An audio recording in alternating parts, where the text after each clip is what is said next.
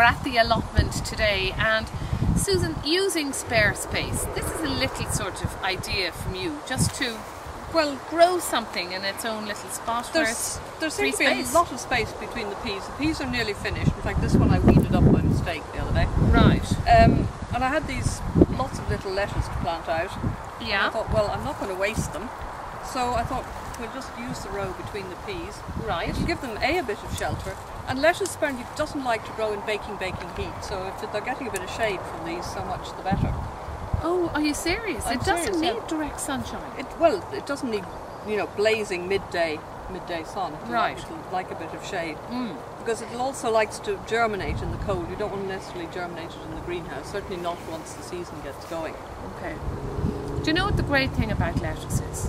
I mean, you'll go through a head of lettuce usually every evening. Do you know what I mean? I find I go through a head of lettuce. It's great just going out and having it there, just fresh, straight from the ground. Yeah.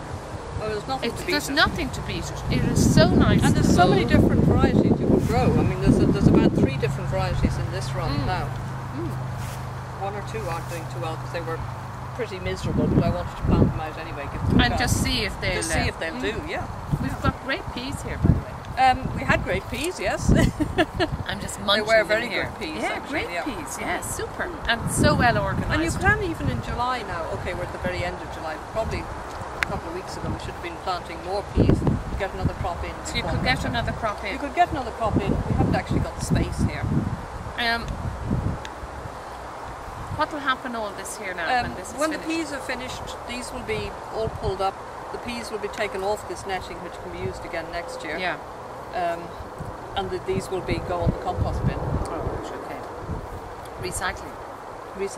You can actually cut the peas off at the ground to leave the roots in the ground, because peas and beans put nitrogen back into the soil, and then just dig them up in the spring when you want to use this space. All right, so that's a sensible thing to do. You can do, natural way. Yeah. Or if you want to use this ground straight away, which we may do for overwintering.